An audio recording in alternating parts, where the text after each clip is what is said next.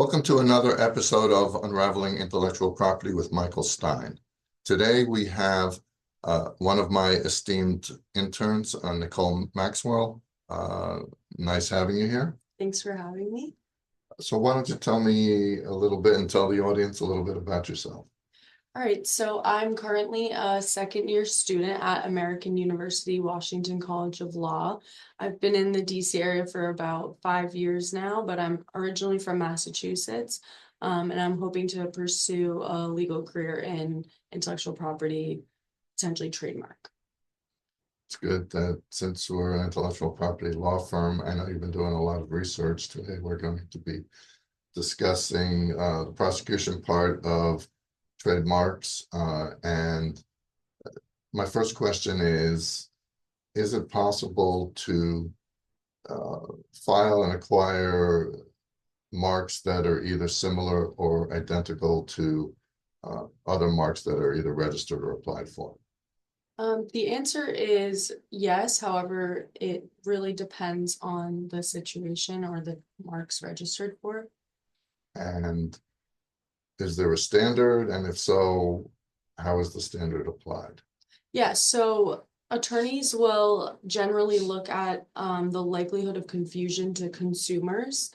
And there are a number of factors that attorneys will look at regarding the mark, the existing mark and the registered mark, or the applied for mark, including the strength of the existing mark, how well it's known to consumers, as well as the similarity of marks is a huge factor attorneys look at, because if the marks are visually identical, that could cause a lot of confusion to consumers. So They say visually identical. If it looks exactly the same, then it would be visually identical. right.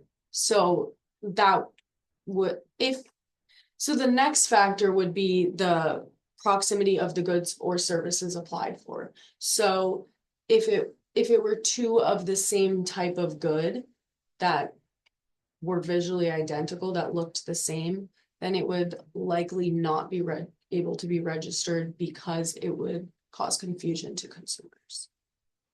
So when you're going back to the looking identical, what if it's spelled differently? What if there's a difference in pronunciation? What if there's a logo? Can you tell me? I mean, I assume you're not in the clear if you just said Apple, A-P-P-L-E, but you applied for a mark, A-P-P-E-L. Right. So an attorney would likely go through the factors and consider, for example, Apple. One of the first factors is the strength of the mark. So because Apple is extremely well known, that would likely weigh in the original Apple's favor, because consumers would be confused. Even if the spelling's a little bit different, it still would be a bit confusing to consumers to see a similar mark.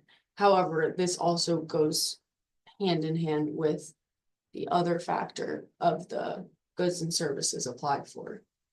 So if the goods and services, if they're identical, then clearly that would be a factor in confusingly or likely to confusion. Right. What if the goods and services are not identical? So let's say you have Apple and they have a mark. I'm sure they have much more diverse, but let's say they're computers, and you want to sell a peripheral like an external hard drive. Do you still think, I know there's no absolutes here. That would likely still fall under the same stream of commerce because it's still a computer product. Attorneys will look at the goods and services and whether they're sold to the same audience in the same manner. And an external hard drive would probably not be able to be registered with an Apple because there's a large assumption that it comes from the same company. However, if it was something like a sneaker, then that the the person applying to register would likely have a better chance because it's in a completely different stream of commerce than an Apple computer. That makes sense. And then let's get to, I know you've done some research. Give me an example, if you come across an example of some marks by some applicants that or registrants that are potentially confusingly similar. Yes, I actually have been doing some research on a case that started this past summer. A famous NFL quarterback, Lamar Jackson, has owned he's made a brand for himself. He sells clothing, he works and partners with restaurants, all regarding the number. He has the registered mark for the numerical symbol 8 because that's his football number. And then another NFL football former quarterback, he's retired now, Troy Aikman, recently launched his new beer brand, and he was also the number 8. And so he was applying to register the word 8 spelled out, all capitals. And Lamar Jackson, who already owns registered trademark, was arguing that if Troy Aikman is able to register the trademark of the word 8, it will cause confusion to consumers. And is that a pending case? Is that still undergoing? It's pending. So he's filed an opposition over the summer because Aikman's mark has not been registered yet. So he's filed the opposition before it can even get approved. And then let's go to your third party. And you think that a mark is confusingly similar to yours because in our trademark records available to the public?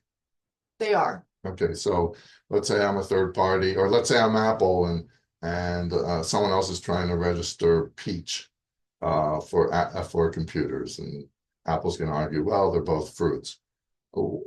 Are there processes, or what are the processes for Apple or whoever the registrant is to try to prevent the applicant from getting the mark, or assuming they have the mark, for getting rid of the mark?